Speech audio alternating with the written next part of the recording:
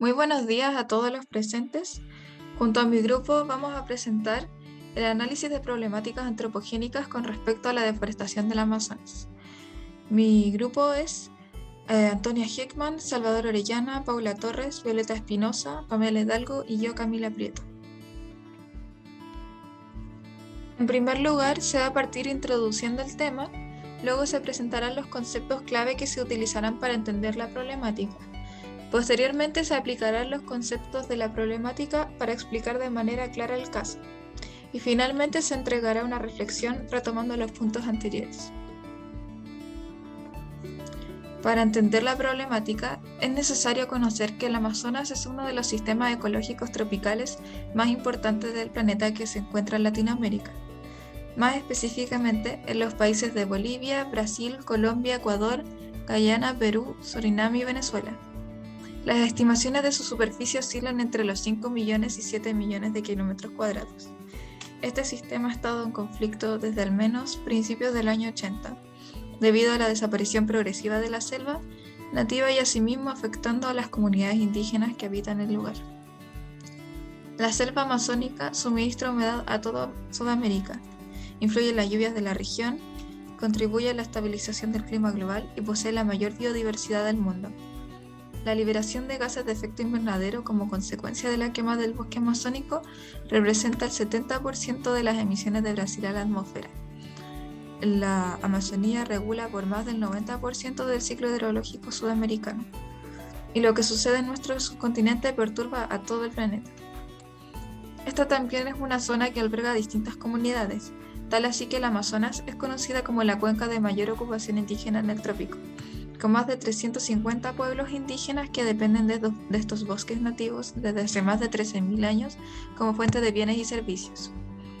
Las comunidades indígenas del Amazonas no constituyen una sociedad homogénea, por ello, para el desarrollo de políticas y programas públicos es necesario tener en cuenta sus particularidades. En el año 2020 se indicaron decenas de miles de incendios en la Amazonía, lo cual está llevando a la región a un punto donde no podrá producir suficiente lluvia para sostenerse, relataba la CNE en su titular. Esta situación es cada vez más común, lo cual provocó la preocupación de la población y de los expertos de la materia debido a su importancia ambiental.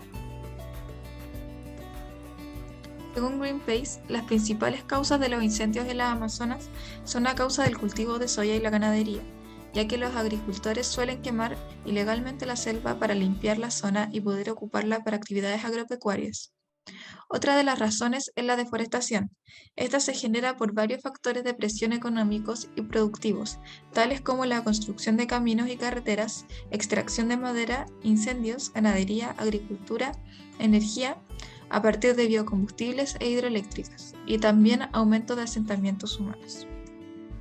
Y por último, el debilitamiento de las políticas medioambientales y la inacción de las autoridades, especialmente del gobierno de Brasil, quien es el responsable de la mayor proporción de las Amazonas en su territorio y que ha provocado el descuido de esta zona y que ocurran los desastres. Los conceptos claves de esta problemática son la cultura, la cual la entendemos como un concepto polisémico que puede definir múltiples elementos o situaciones. Por ejemplo, el modo de vida, costumbres y creencias que una sociedad establece y que van pasando de generación en generación. En segundo lugar está el colonialismo, que según Fanon, el colonialismo se conforma como la extracción de recursos materiales y naturales y la exportación de los mismos a las industrias metropolitanas, permitiendo de este modo que un sector específico crezca relativamente rico, mientras el resto de la colonia continúa o más bien se hunde en el subdesarrollo y la pobreza. Por último está el neoliberalismo, que es una ideología que da primacía al mercado como sistema económico. A continuación, hablaremos de la problematización del caso, en donde abordaremos los siguientes marcos conceptuales: el multiculturalismo, el colonialismo y el patrimonio, y cómo estos se relacionan desde una perspectiva cultural. Partiendo por la mercantilización del Amazonas, en donde los procesos capitalistas y la búsqueda del crecimiento económico han forjado una explosiva apertura de mercados y constantes saqueos del hemisferio sur del planeta para poder satisfacer las necesidades del resto de la población y además garantizar la acumulación de capital. Estos procesos de explotación traen consigo problemas como la deforestación del Amazonas, donde la extracción de sus recursos madereros para transformarlos en mercancías y poder generar más capital han transformado los recursos de este lugar en un objeto de mercantilización.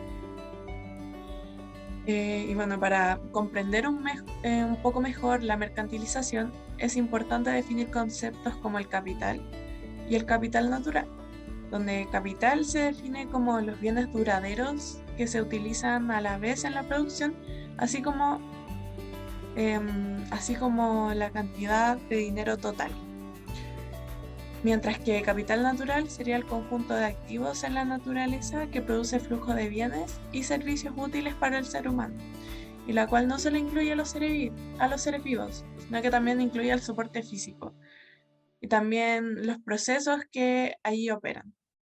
Este capital natural estaría alimentando a las transformaciones productivas, por lo tanto el problema de fondo y en general en todo el proceso de deforestación en regiones pobres del mundo sería la acumulación de capital de origen humano, que exige ciertos niveles de apropiación del capital natural. Bueno, acá en estas imágenes podemos ver la evolución de los modelos económicos de estas comunidades, donde antes estos modelos, el modelo que se desarrollaba en estas comunidades era principalmente el trueque entre familias de una misma comunidad. Pero con la llegada de la era neoliberal, tuvieron que adaptarse a las nuevas exigencias del mundo capitalista, realizando actividades como el turismo para costear los servicios básicos como la educación y la salud. En el presente, a causa del COVID-19, las formas de ganancia de las comunidades indígenas se vieron afectadas debido a la enorme reducción del tránsito de turistas, por lo que para subsistir en este mundo neoliberal se vieron en la necesidad de recurrir a la tala de árboles nativos para mercantilizar y así satisfacer sus necesidades básicas, viéndose de esta forma reflejada la dependencia económica de las comunidades por parte del sistema económico actual y de las políticas de desarrollo, habiendo una clara imposición del sistema capitalista sobre su modo de producción. Bueno, y en relación a lo dicho, se puede apreciar la problemática del multiculturalismo, ya que esta es una relación vertical centralista que reconoce y clasifica las culturas.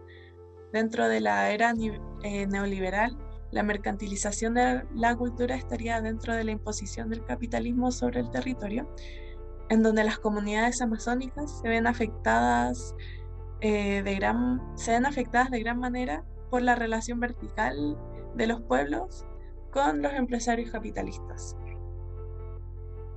Y en cuanto al colonialismo, este trajo repercusiones tanto a nivel ecosistémico y social, ya que comunidades enteras fueron desplazadas por la tala de árboles.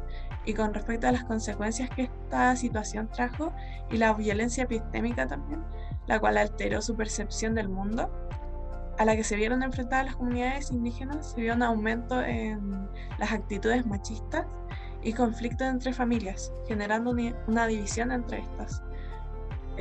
Esto favoreció enormemente a los empresarios, porque con el dinero que ganaban a partir de la tala, los hombres de las comunidades compraban alcohol y muchos de ellos se emborrachaban, y esto derivó en actitudes agresivas hacia las mujeres, además que se producían conflictos al momento de repartir el dinero que se ganaba entre los miembros de la comunidad, porque no se repartía de forma equitativa o simplemente no se repartía. Y de esta forma los empresarios se aprovechaban de los conflictos internos, de la desinformación en torno al negocio y precios de los tablones de madera y estafaban a la gente de la comunidad. Otro concepto de gran relevancia a tratar es el patrimonio, ya que este puede tomar distintos significados según la mirada y los actores involucrados. De este podemos identificar el patrimonio de la humanidad, el cual es un título conferido por la UNESCO a ciertos lugares del planeta que tienen un valor universal excepcional. El conflicto en este caso surge porque el presidente de Brasil, Jair Bolsonaro, niega rotundamente que el Amazonas sea o vaya a ser patrimonio de la humanidad, lo cual provoca que quede sin las políticas de protección y conservación que esta región tan frágil y valiosa necesita para evitar la sobreexplotación de recursos, lo cual incluye la deforestación y el manejo de incendios forestales, además de apoyar y resguardar las comunidades indígenas de esta zona.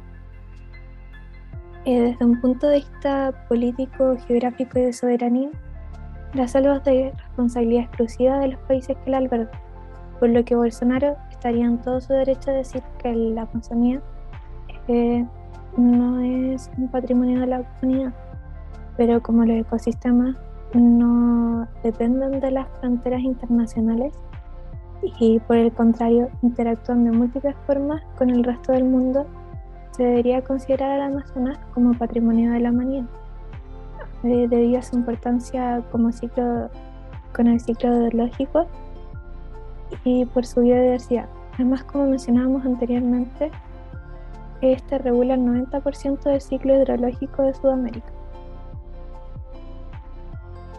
Entonces, cuando hablamos de patrimonio natural, hacemos referencia a los bienes que se heredan y a los legados que se dejan a las generaciones futuras. Este concepto alude a bienes que están recubiertos de valores espirituales y hoy son capitalizados. Esta definición se acerca a la concepción indígena, ya que ellos tienen como objetivo preservar y proteger la naturaleza para dejarle a las generaciones futuras un lugar bueno para vivir.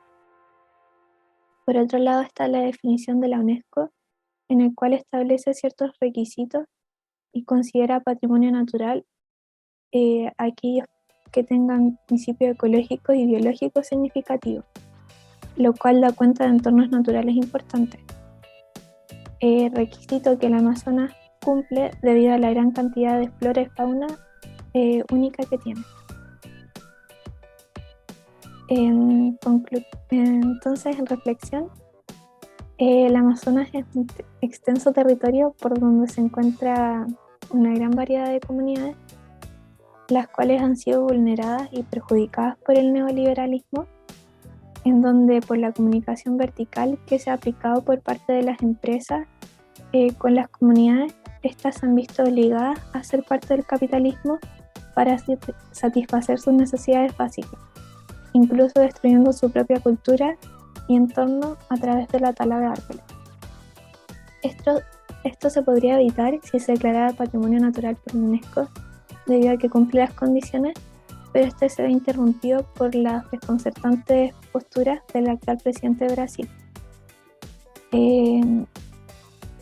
¿Y cómo se puede acabar con la mercantilización infundada por las empresas y actores ilegales que afectan a la deforestación del Amazonas? Bueno, nosotros creemos que aplicando conceptos como la interculturalidad, que refuerzan una relación horizontal, se podría acabar con esto. Y estas disparidades de las comunidades se podrían reducir y así no obligar a que éstas sean afectadas por el sistema capitalista neoliberal. Y si se llegara a declarar patrimonio natural, ¿se podría detener la deforestación descontrolada? Estas son algunas preguntas que dejamos abiertas como equipo.